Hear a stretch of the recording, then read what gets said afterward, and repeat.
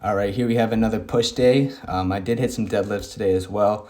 I started off with some jump roping, as you can see. Again, I've been working on my double unders. And I really think that if I keep at it, I'm gonna be getting triple unders pretty consistently soon. It's just really hard to get 3 rotations without jumping like super high. And in yesterday's video, I mentioned how much I just love wearing these Chuck Taylors.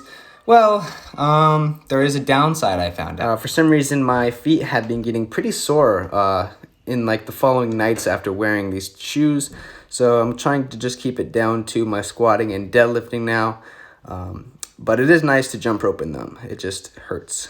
So in this session, I was trying to really work on being explosive with my bench, as I've heard from other people that being explosive helps you build a bigger bench. And to try and kind of bend the bar, decided to hit 5 sets of 3 at 185 for this. I've done this once before. It's pretty difficult for me, but I've been hitting 5x5s multiple times at 175, and 185 pounds just feels so much heavier.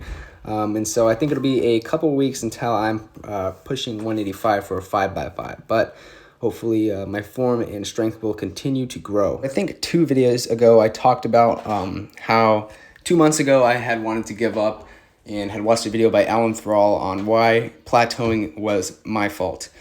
And the 2 main reasons that I got from that I was plateauing in my compounds was I'm not eating enough and I'm not sleeping well enough. And at this point, I have improved my sleep quality to around 8 to 10 hours per night on average. And I feel great in the mornings. I've been dealing with my hernia, which I have taken care of for the most part now, but I still do heel drops every morning and avoid the foods that trigger it. Here I'm hitting 1 plate for as many reps as I can. I think my record on this, I actually got I think it was a year and a half ago when I was lifting in my shed, and me and my brother were lifting together. I think I got 21, so it's a little embarrassing that I only got 19 in this, but I have a bigger max now, so I guess that's all that matters. Anyway, as I was saying, I think I've addressed the sleep factor, and now is probably the most important part, which is my diet and nutrition. I actually just went to the store today and bought like about $100 worth of meats and yogurt and oatmeal and a lot of things that will help me to grow. So I'm gonna have to learn how to count my calories and macros and all that good stuff. I was very excited. As you can see here, I hit a 35-pound plate for 5 sets of 8 with weighted dips. Then after that, I did as many reps as possible. I'm not too sure how many I got here, but I think it was around 15. I always like to do a body weight set after my weighted dips, just because it's really nice to feel how much easier it is after those weighted dips. As when I first started, doing 10 body weight dips was very challenging for me. So it's really nice to see how far I've come. And here you can see me really grinding out that last rep. It's typically how it goes when I'm ending my weighted dips as well. Then headed over to 5 sets of 15 on shrugs with the Smith machine. Here on the right is my good friend Ian.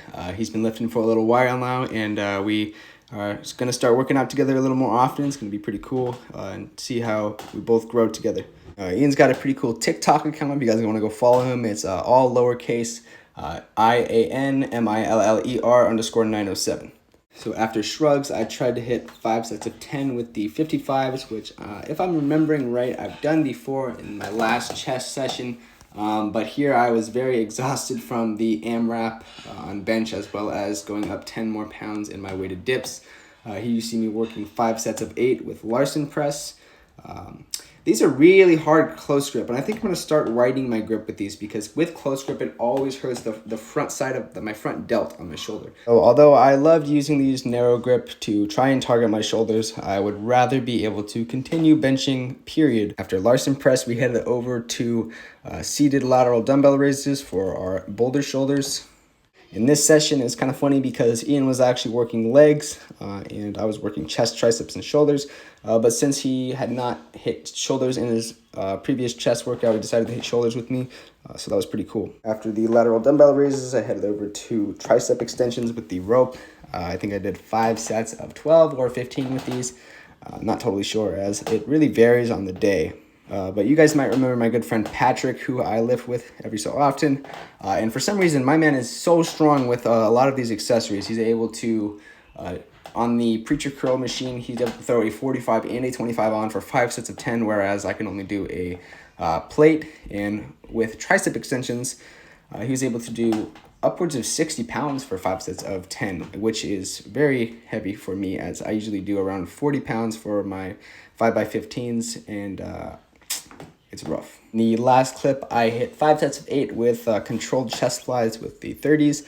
And then after this, I did, I guess you would call these skull crushers, but I did, I think, 5 sets of 10 with these.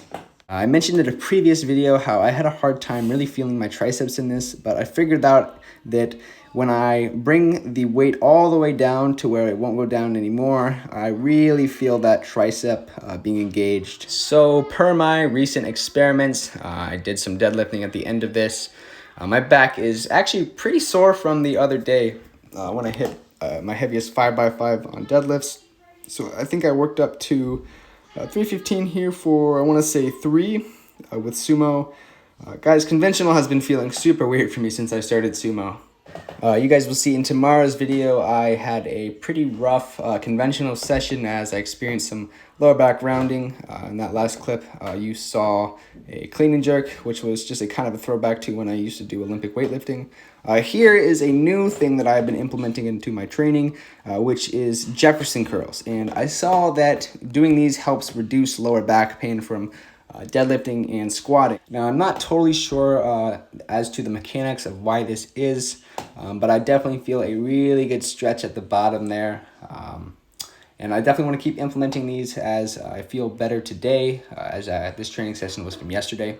So I think I did 3 sets of 8 with these, and I think I want to be doing around this volume on my deadlifting and squat days. So that'll be 4 days a week. After this, I decided to finish off the workout with a shoulder burnout and did these lateral cable raises. It's actually kind of funny. There's a guy behind me who's asking, I think, to use the other one, but I always feel bad whenever people wait and stuff like that, and it's always awkward. I just would rather have them come up to me and ask.